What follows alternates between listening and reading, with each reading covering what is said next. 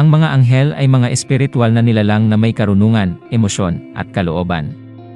Ang mga katangiang ito ay kapwa-taglay ng mabubuti at masasamang anghel. Ang mga anghel ay mayroong katalinuhan at emosyon.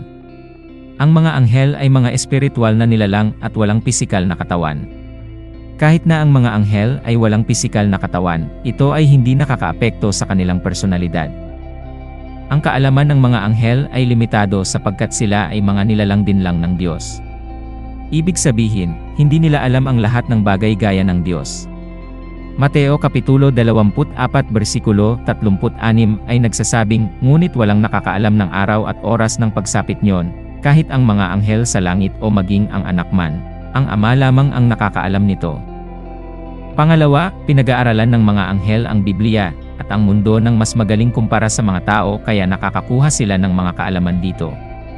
Ang Santiago Kapitulo 2 versikulo 11 ay nagsasabing, ikaw ay sumasampalataya na ang Diyos ay iisa, mabuti ang iyong ginagawa, ang mga demonyo man ay nagsisisampalataya, at nagsisipanginig. Ang mga demonyo na tinutukoy dito ay ang mga anghel na kasama ni Satanas na tumalikod sa Panginoon. Pangatlo, nakakakuha ng kaalaman ang mga anghel sa pamamagitan ng mahabang obserbasyon sa mga nangyayari sa sangkatauhan.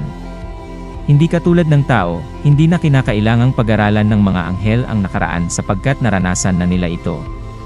Sa makatuwid, alam nila kung ano ang magiging reaksyon ng tao sa ilang mga sitwasyon, at kaya nilang hulaan kung ano ang gagawin natin sa mga katulad na sitwasyon. Bagamat mayroon silang sariling kalooban, ang mga anghel ay sakop ng kapangyarihan at kalooban ng Diyos katulad ng lahat ng iba pang mga nilalang. Ang mga mabubuting anghel ay ipinapadala ng Diyos upang tulungan ang mga mananampalataya. Ang mga sumusunod ay ang mga gawain ng mga anghel ayon sa Biblia. Nagpupuri sila sa Diyos. Sumasamba sila sa Diyos. Nagagalak sila sa ginagawa ng Diyos. Nagsisilbi sila sa Diyos. Humaharap sila sa Diyos. Sila ay instrumento sa paghatol ng Diyos. Minsan, sila ay instrumento sa pagsagot ng Diyos sa mga panalangin. Ang mga anghel at tao ay ganap na magkaibang nilalang. Ang mga tao ay hindi nagiging anghel pagkatapos nilang mamatay. Ang mga anghel ay hindi rin pwedeng maging tao, at hindi rin sila naging tao.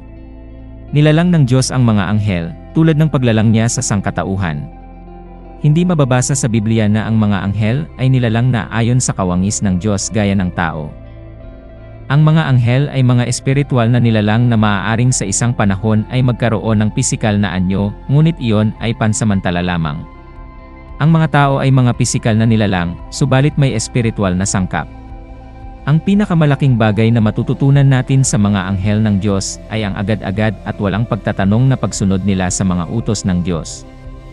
Kung may natutunan ka sa videong ito, huwag mong kalimutang mag-subscribe at i-click ang bell icon. Salamat, hanggang sa muli. Paalam!